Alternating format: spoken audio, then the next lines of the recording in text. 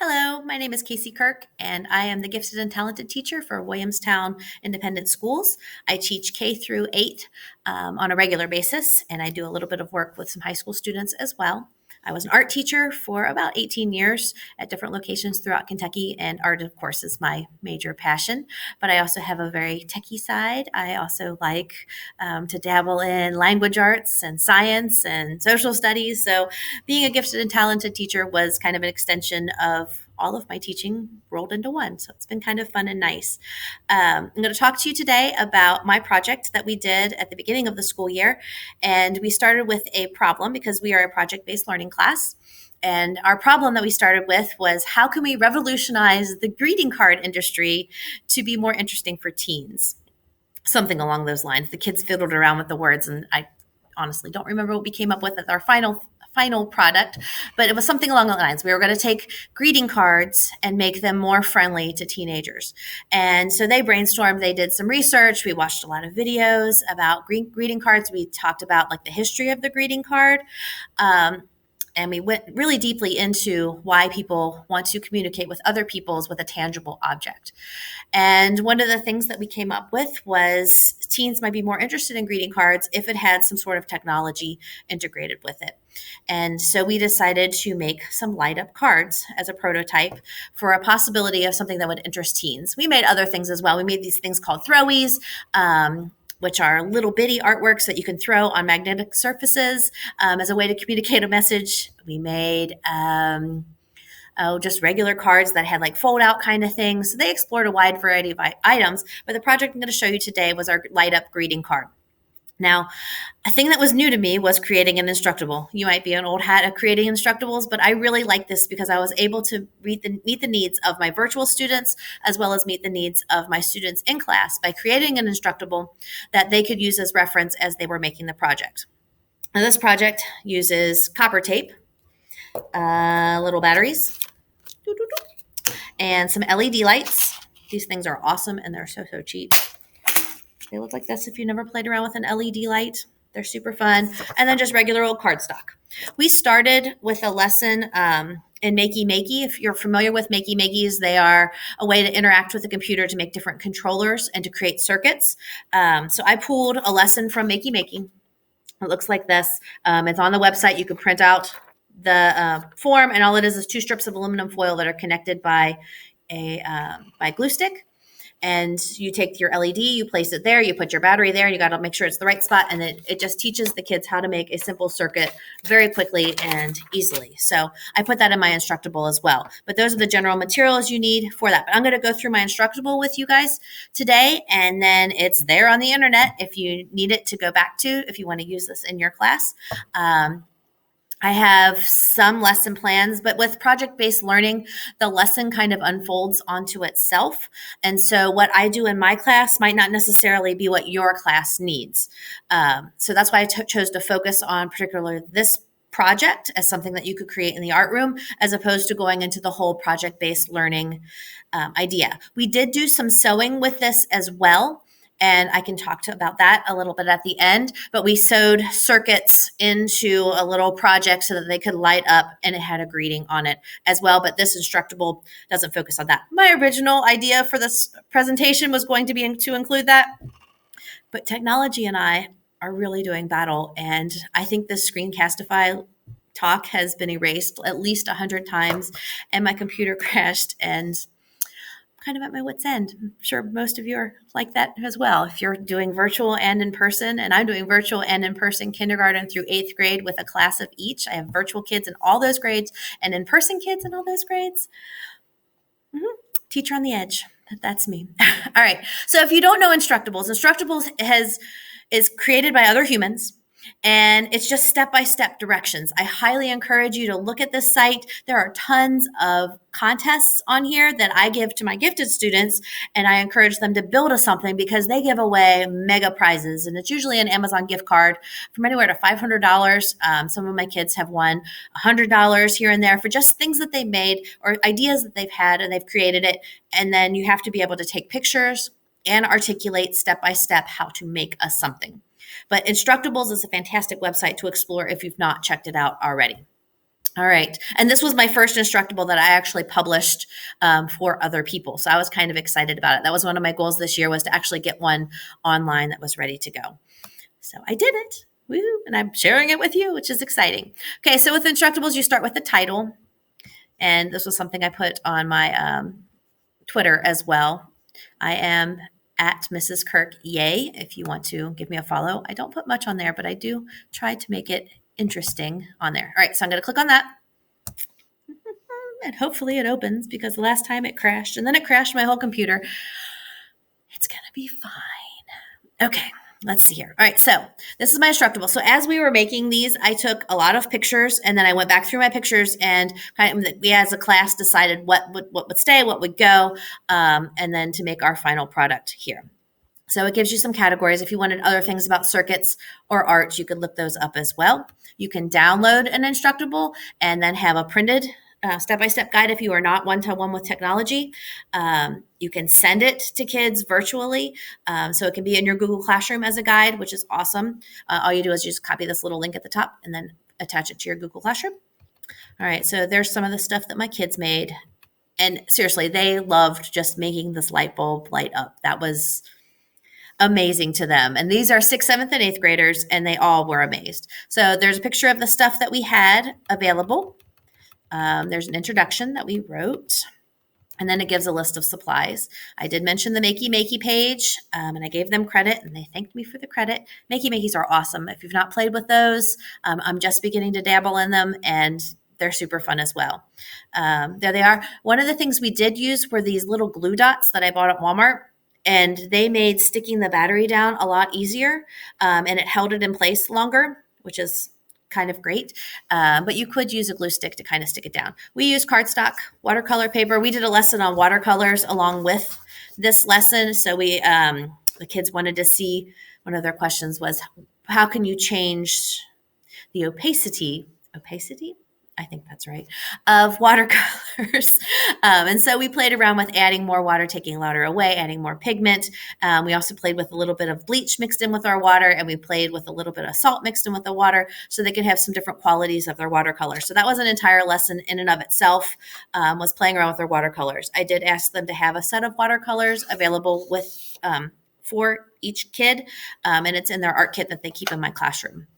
So that was one of the reasons we played with it as well, because it was one of the supplies that I said that we needed to have. Okay, then you need a little brad. The brad it's necessary. You could use a paper clip in its place if you don't have brads, because sometimes they're hard to find. Mine that I bought were super ginormous, and I didn't really like them, but we made them work. So whatever you have, you probably can make it work. Okay, so we did the practice with the Makey Makey of lighting up the LED. If you've not played with LEDs before, you need a battery. Hello, battery. I got these on Amazon in a giant pack, and they last pretty well. We used this one battery for this project, plus the greeting card project and the throwy project. So we used it for 3 different things. So we took it out and in. So we got a lot of bang for our buck. I'm looking at my ceiling. Some of our throwies are still up on their ceiling, and they're still lit. And we put them up there at the end of April. So that's pretty good. They're still a glowing. So these little battery LEDs don't take up much energy, and the batteries give it just enough juice. All right, so LED and battery. The easiest way to double check that your LED is functioning and working and your battery is good is you take the long leg of the LED and you line it up with the positive side. It's really hard to see, but there's a plus sign on there. So I put the long leg. So if you can see, there's a longer leg, and you put it on the plus side and you light up your LED. That's just the basic way to do it. Then you start building circuits. And that's when I pulled in the Makey Makey lesson, and we learned how to build a circuit that way.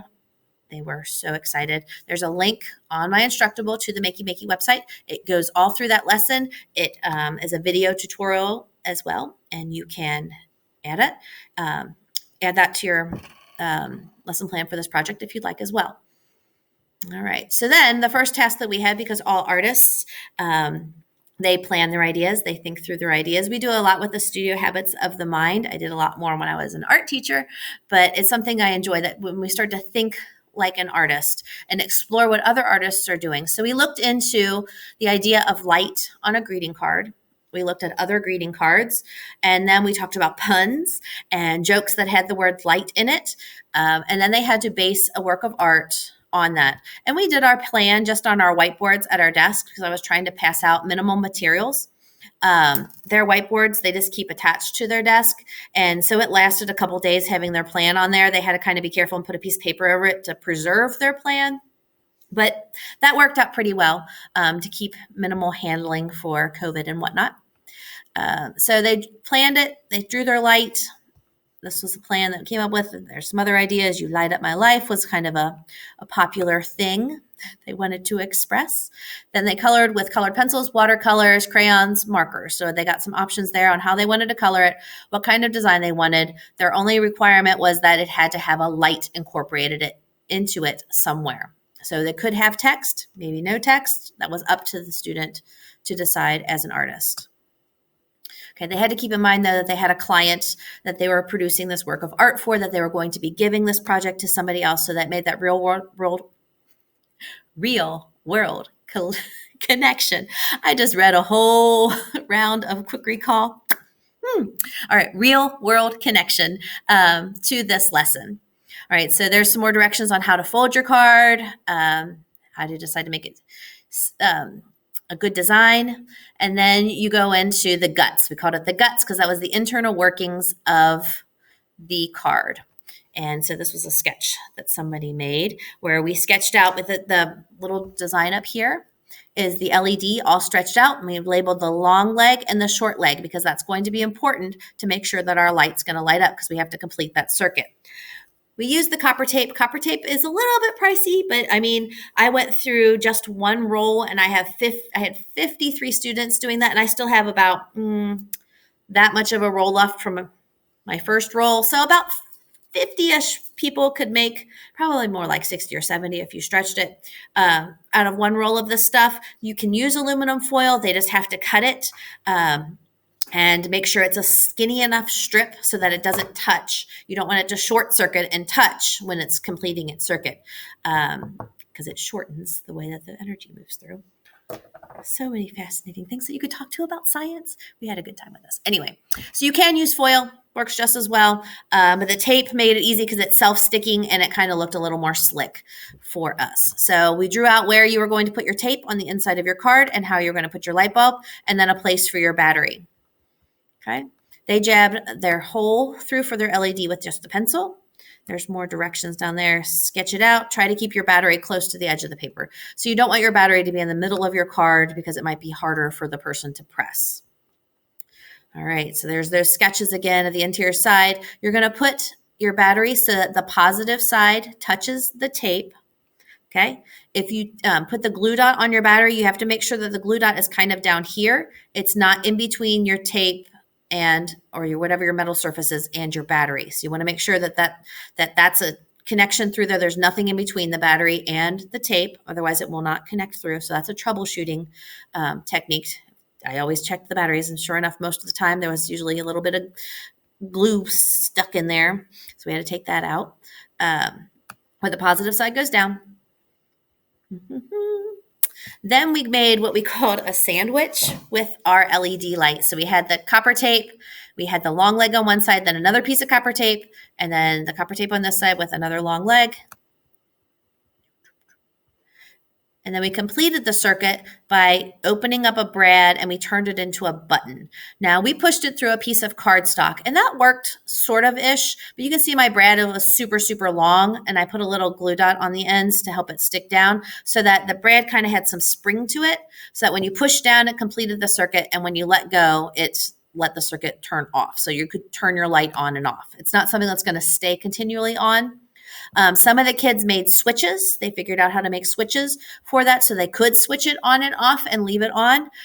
It was an experiment. So they played around with their guts and they figured out how to make their light come on. So that was a whole class day of just playing around with making sure that your project lit up.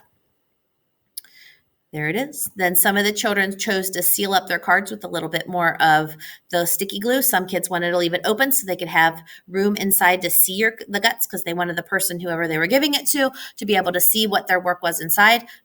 This person drew a little button so that you knew where to press to turn on the light. All right, there it is. That's my project. Okay, for the sewing, we did pretty much the same thing. We just built a circuit on the inside of a piece of sewing. Then we sewed a project around it, put a little stuffing, and then when you pressed it, it lit up as well. You can also sew something where you just take this light, put a little bit of electrical tape around it, hold it together, and then put that inside something, and it'll last for like 30 days where it will light up.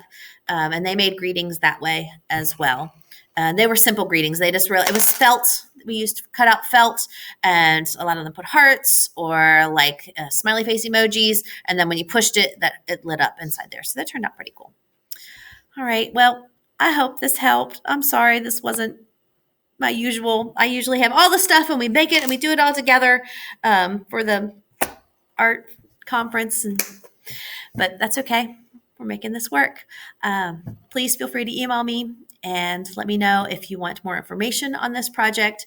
I could give you some of the lesson plans that I had written for this, but again, it's probably only suited to my classroom, not especially what you might learn or use in your room.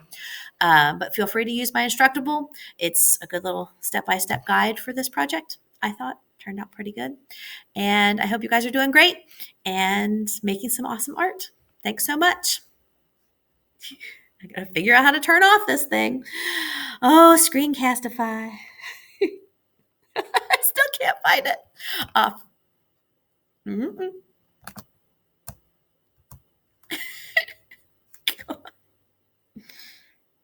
There it goes.